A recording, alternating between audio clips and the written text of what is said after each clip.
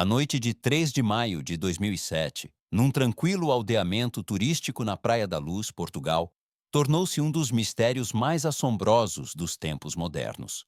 Madeleine McCann, de 3 anos, desapareceu do apartamento da sua família, deixando para trás uma cama vazia e um silêncio que ecoaria pelo mundo. Em questão de dias, o que começou como uma busca desesperada por uma criança desaparecida transformou-se numa cruzada internacional. Os jornais exibiam a sua fotografia nas primeiras páginas, os apresentadores de televisão proferiam o seu nome todas as noites e as pessoas em todo o lado sentiam a dor dos pais que tinham perdido a sua menina para as sombras. No meio deste turbilhão de luto e simpatia, nasceu um fundo. O seu nome carregava uma promessa solene: não deixar nenhuma pedra por virar. Pretendia ser um farol de esperança, um veículo para canalizar a generosidade do mundo em ação, para encontrar Madeleine, fazer justiça e apoiar uma família devastada. As doações chegavam em catadupa, trocos de reformados, cheques de celebridades, presentes de estranhos que nunca conheceriam a criança, mas se sentiam ligados à sua história. O mundo acreditava que estava a ajudar. Acreditavam que cada moeda depositada nesse fundo era um passo para trazer Madeleine para casa. Mas o tempo, como sempre, mudou a imagem. Dias transformaram-se em meses, meses em anos. Quase 2 décadas depois, Madeleine continua desaparecida, o seu destino desconhecido. No entanto, o fundo permanece, contendo não só dinheiro, mas também camadas de controvérsia, suspeita e perguntas por responder. Seria realmente o recipiente de esperança que o mundo esperava que fosse? Ou tornou-se outra coisa, um escudo para a reputação, um mecanismo de controlo, um símbolo de privilégio disfarçado de caridade? Estas são as perguntas que perduram, sussurradas nas manchetes, dissecadas em fóruns, debatidas em salas de estar. Para muitos, o desaparecimento de Madeleine McCann já não é apenas um mistério sobre uma criança desaparecida. É também a história do que acontece quando o luto, o poder, o dinheiro e os meios de comunicação social colidem. E deixa-nos com um paradoxo arrepiante. Enquanto uma menina se perdeu na noite, a própria verdade pode ter se perdido no ruído.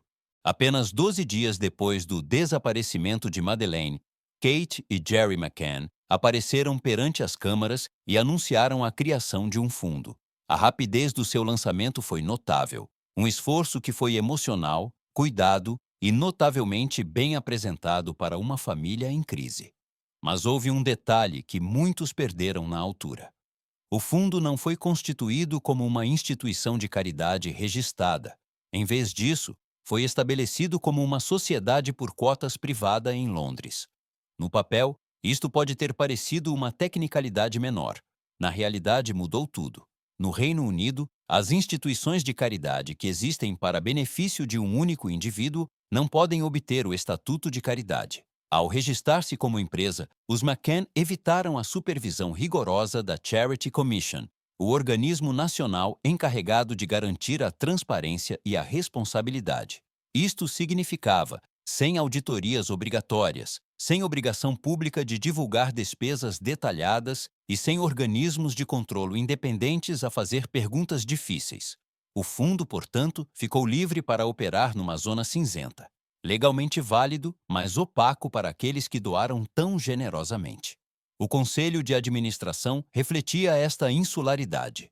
No seu centro estavam a própria Kate e Jerry.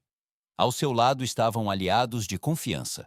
Brian Kennedy, um empresário rico que se tornou um dos seus mais vocais apoiantes. Michael Lynett, um contabilista, Edward Smethurst, um advogado, e John Corner, um amigo da família e produtor de mídia. No papel, estes nomes traziam experiência financeira e jurídica.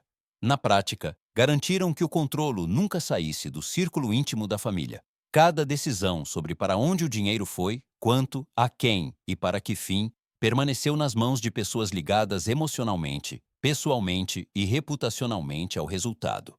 Vozes independentes não foram encontradas em parte alguma.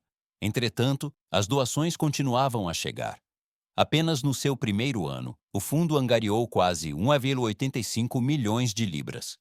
As contribuições vieram de famílias comuns a enviar pequenas quantias, de comunidades a organizar eventos e de figuras de alto perfil a emprestar tanto dinheiro como prestígio. O News of the World doou 25 mil libras. O magnata do retalho Sir Philip Green contribuiu com o mesmo valor. Simon Cowell acrescentou 5 mil libras. Richard Branson ofereceu 100 mil libras especificamente para honorários advocatícios. Até J.K. Rowling e o magnata do teatro Bill Kenwright doaram discretamente, embora os seus valores exatos nunca tenham sido divulgados. Estes não foram apenas gestos financeiros. Foram apoios que elevaram o caso McCann acima de inúmeros outros. Para além das doações, o fundo também gerou receita com mercadoria, pulseiras, t-shirts e autocolantes de para-choques com o rosto de Madeleine. Cada item simbolizava tanto solidariedade quanto tristeza, mas, em conjunto, construíram um arsenal financeiro que poucas famílias de crianças desaparecidas poderiam sequer sonhar. Num ano, o fundo tinha se tornado não apenas um salva-vidas, mas também uma fortaleza, isolada por dinheiro, influência e simpatia mediática. Para o público, parecia uma missão nobre, uma campanha estruturada para não deixar pedra sobre pedra. Mas, por baixo da superfície, a própria estrutura do fundo levantava questões preocupantes. Por que foi construído como um negócio e não como uma instituição de caridade? Por que é que o controle foi mantido tão apertado dentro do círculo familiar? E mais importante ainda, o dinheiro serviria verdadeiramente o propósito para o qual foi doado ou tornar-se-ia algo completamente diferente? Não demorou muito para que as primeiras fissuras aparecessem na imagem cuidadosamente polida do fundo. Quando os primeiros relatórios financeiros da empresa foram finalmente divulgados, as revelações chocaram muitos que tinham doado de boa fé. Entre as primeiras despesas estavam pagamentos para a hipoteca dos McCann, cerca de 2 mil libras por mês. Para pais que tinham deixado os seus empregos na área da saúde para se dedicarem à busca, os apoiantes poderiam ter compreendido o aperto financeiro. Mas os doadores não acreditavam que o seu dinheiro seria usado para cobrir contas domésticas privadas. Pensavam que estavam a financiar buscas, investigações e a caça à sua filha desaparecida. A reação foi imediata. Para muitos, sentiu-se como uma traição. Sob crescente pressão, e depois de serem declarados arguidos, suspeitos oficiais, pela polícia portuguesa em setembro de 2007, os McCann concordaram em parar de usar o fundo para apoio financeiro pessoal. Mas o dano estava feito. O escândalo da hipoteca lançou uma longa sombra sobre tudo o que veio a seguir. Outro capítulo controverso desenrolou-se quando os McCann contrataram uma agência de detetives espanhola, a Método 3. Despejaram mais de 250 mil libras nos esforços da empresa durante 10 meses. A agência fez promessas ousadas. Madeleine seria encontrada até ao Natal, alegaram. Falaram de contatos do submundo e de pistas internas. No entanto, os seus resultados foram apenas deceção. Avistamentos duvidosos, dicas vazias e falsas garantias consumiram tempo e dinheiro, mas não produziram nada de concreto. No final, o contrato foi discretamente terminado.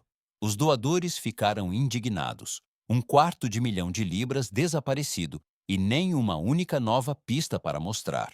Os críticos perguntaram: por que é que o fundo confiou uma soma tão avultada a uma empresa não comprovada?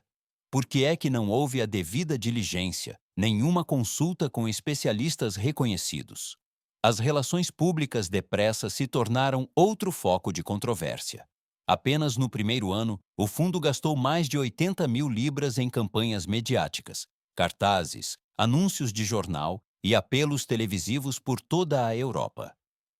Outras 130 mil libras foram para a gestão da campanha, incluindo o salário de um porta-voz temporário. Eventualmente, Clarence Mitchell, um ex-oficial de relações públicas do governo britânico, assumiu a liderança das comunicações a tempo inteiro. Embora o seu salário tivesse sido alegadamente coberto por Brian Kennedy e não pelo próprio fundo, A máquina de relações públicas tornou-se profundamente ligada à imagem do fundo. Conferências de imprensa cuidadosamente encenadas, apelos emocionais e ameaças legais contra tabloides seguiram-se. O que começou como uma campanha para encontrar uma criança desaparecida parecia cada vez mais uma operação para gerir a reputação dos McCann. As controvérsias não terminaram aí. Em 2009, o fundo financiou um processo contra o detetive português Gonçalo Amaral, que tinha publicado um livro alegando que Madeleine tinha morrido no apartamento e que os seus pais tinham encenado um rapto. Os McCann processaram por difamação, mas não só o caso falhou, como também enfureceu ainda mais o público que o dinheiro doado tinha sido usado para silenciar críticos em vez de procurar Madeleine. Para os apoiantes, isto ultrapassou uma linha moral. Não tinham contribuído para travar batalhas legais. Tinham contribuído para trazer uma criança para casa. Individualmente, algumas destas despesas poderiam ter sido defensáveis. Apoio à hipoteca durante uma crise, RP para manter o caso vivo, detetives privados para seguir pistas. Mas, em conjunto, formaram um padrão difícil de ignorar. O dinheiro destinado a uma busca desesperada estava a ser usado de formas que pareciam cada vez mais desconectadas dessa missão. E sem supervisão independente, cada decisão era tomada dentro de um círculo fechado, protegido da responsabilização externa. Para muitos, a pergunta tornou-se mais forte. Quanto do fundo foi realmente para encontrar Madeleine e quanto foi para proteger todos os outros? À medida que mais detalhes surgiam, as fissuras na imagem do fundo alargavam-se em abismos. Doadores que antes se sentiam unidos pela esperança começaram a sentir-se enganados. O fundo, antes visto como um símbolo de determinação, começou a parecer mais uma fortaleza, protegendo não só a família, mas também a narrativa que os rodeava. O que tinha sido dado em confiança parecia agora redirecionado para a reputação, e essa mudança deixou cicatrizes. O desapontamento foi mais profundo entre aqueles que tinham dado o pouco que possuíam. Reformados que tinham enviado notas de 5 libras, pais que tinham doado parte das suas poupanças, crianças que tinham vendido pulseiras em recreios escolares, todos acreditavam que estavam a ajudar a trazer Madeleine para casa. Quando souberam que os seus sacrifícios tinham ajudado a pagar hipotecas, a financiar detetives falhados ou a custear processos judiciais, a traição pareceu pessoal. Não era apenas sobre dinheiro. Era sobre esperança mal direcionada, fé erodida. Outras famílias com crianças desaparecidas assistiam com indignação silenciosa. Carrie Needham, mãe de Ben Needham, que desapareceu na Grécia em 1991, assistiu ao caso McCann angariar milhões em doações, atenção mediática internacional e apoio governamental. Ela implorou durante anos para manter o nome do seu filho vivo, mas nunca recebeu a mesma escala de apoio. Da mesma forma, a família de Joana Cipriano, de 8 anos, que desapareceu em Portugal poucos anos antes de Madeleine, nunca viu outdoors, conferências de imprensa ou campanhas de alto perfil. A mãe de Joana foi rapidamente acusada e condenada apesar das inconsistências no caso e enfrentou o sistema legal sozinha, sem o benefício de uma máquina de RP ou simpatia internacional. O contraste era gritante e doloroso. 2 crianças desaparecidas, 2 famílias em luto. No entanto, apenas uma recebeu os recursos de um movimento global. Para muitos observadores, tornou-se um símbolo de desigualdade, de como a classe, a nacionalidade e a influência determinam de quem o mundo abraça a tragédia e de quem a ignora silenciosamente. Em fóruns online, nas secções de comentários de jornais e até em entrevistas com outros pais enlutados, as mesmas perguntas surgiam repetidamente. Por que é que os McCann receberam um apoio tão sem precedentes? Foi a sua profissão, a sua nacionalidade, as suas ligações. E se a justiça pode ser influenciada por tais fatores, que esperança resta para as famílias que não os têm? O fundo tinha começado como um recipiente de esperança, mas agora carregava um peso diferente. O seu silêncio tornou-se a traição mais ruidosa. Sem pedido de desculpas, por escolhas que alienaram apoiantes, sem reconhecimento do desequilíbrio que revelou. O que antes unia pessoas em todas as nações, agora as dividia. Em vez de ser lembrado como uma missão pela verdade, o fundo era cada vez mais recordado como uma lição sobre a facilidade com que a confiança pode ser quebrada e como dói profundamente quando o é. Desde o início, o desaparecimento de Madeleine McCann nunca foi apenas uma tragédia familiar. Foi também uma tempestade política e mediática. Horas depois do seu desaparecimento, a Embaixada Britânica em Lisboa esteve em contato direto com as autoridades portuguesas. Diplomatas foram designados para apoiar a família, um nível de envolvimento extraordinário, raramente visto em casos de cidadãos britânicos desaparecidos no estrangeiro. A rapidez e a escala desta resposta sugeriam algo incomum. Os McCann não seriam tratados como pais comuns. A influência só cresceu. Em 2011, 4 anos após o desaparecimento de Madeleine, o governo britânico lançou a Operação Grange, uma revisão e reinvestigação do caso pela Polícia Metropolitana.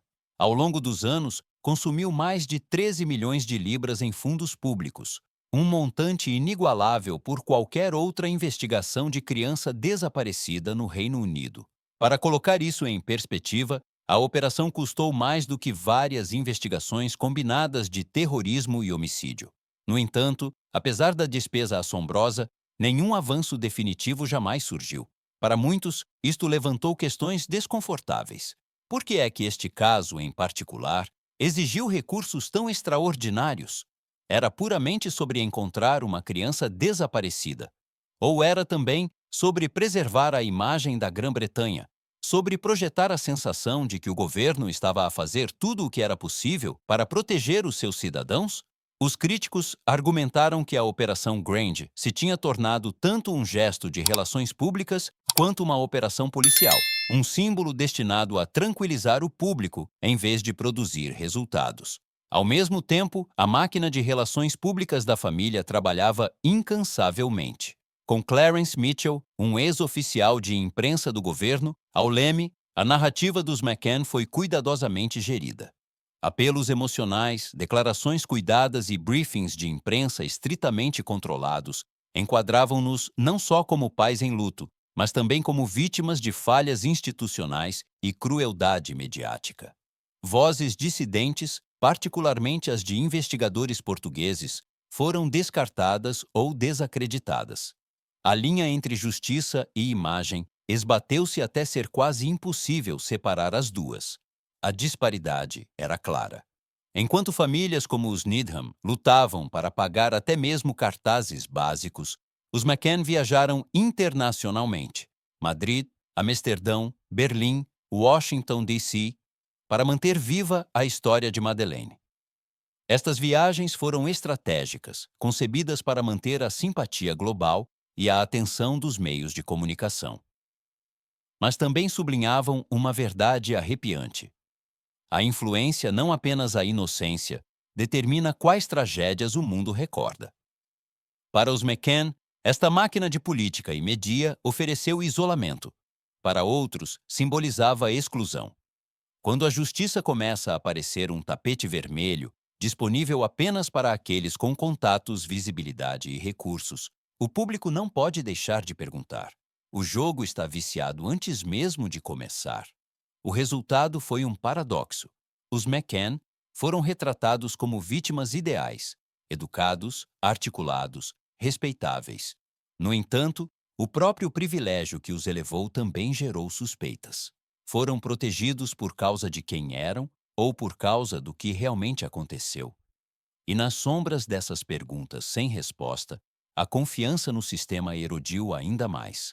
Em setembro de 2007, mais de 4 meses após o desaparecimento de Madeleine, a polícia portuguesa declarou formalmente Kate e Gerry McCann arguidos, suspeitos oficiais.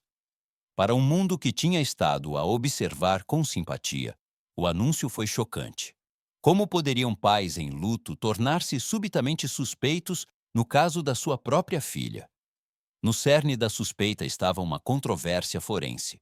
Os investigadores alegaram que as provas de ADN encontradas na bagageira de um carro alugado que os McCann tinham contratado semanas depois de Madeleine desaparecer mostravam 15 de 19 marcadores consistentes com o seu perfil genético.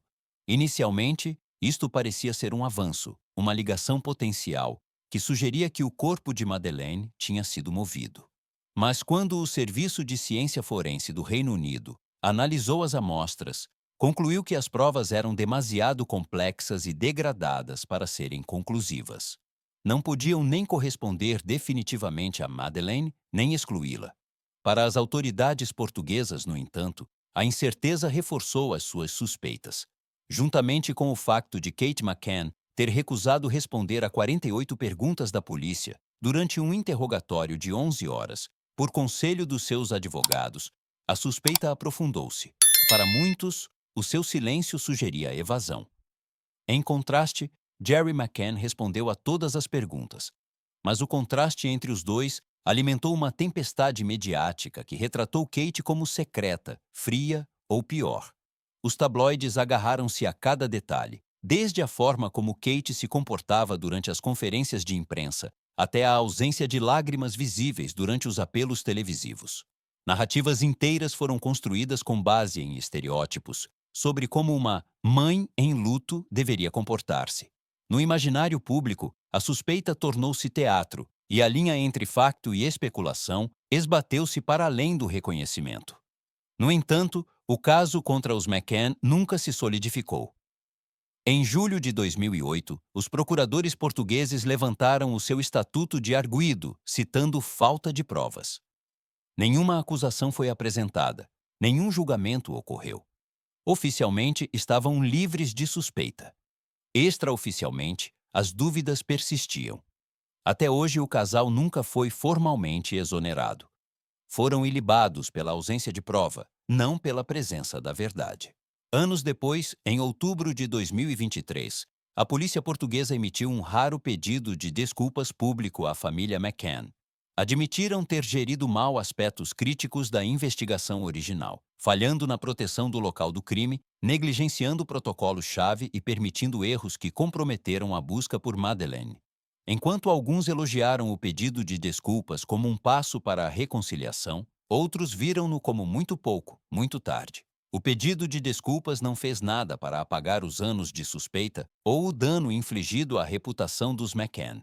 E assim, o caso permanece suspenso numa zona cinzenta, uma família não provada culpada, mas nunca totalmente livre de dúvidas.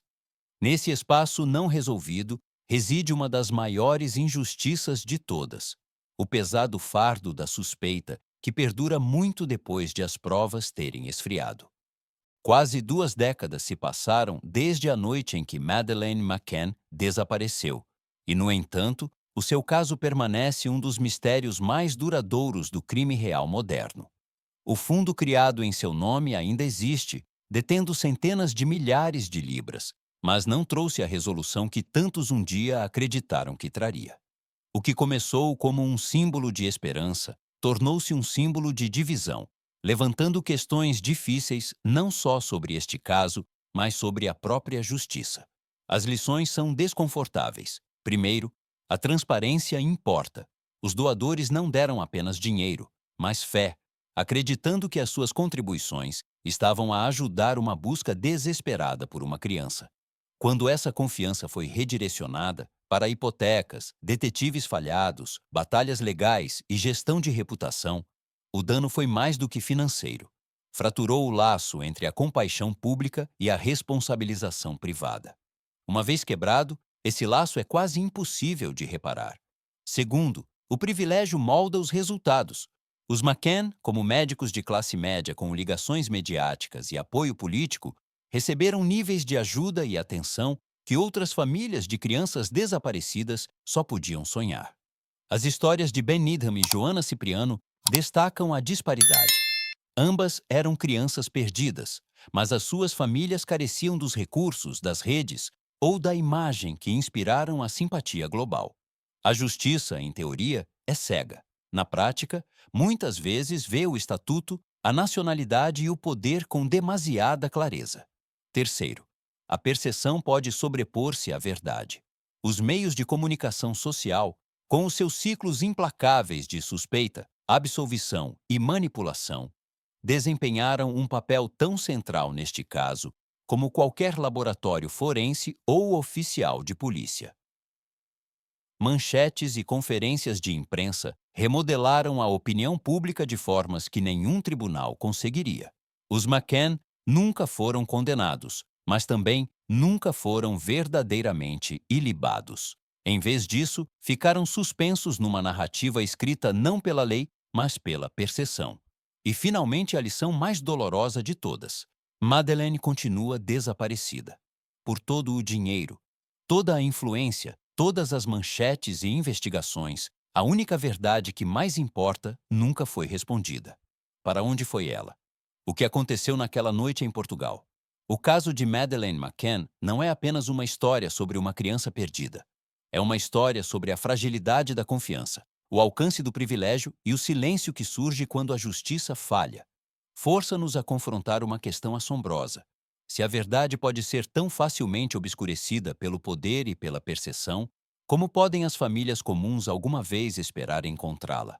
Talvez a única certeza que resta seja esta: justiça que depende do privilégio não é justiça de todo. E até que o destino de Madeleine seja conhecido, o silêncio em torno do seu caso permanecerá um dos ecos mais sombrios do nosso tempo.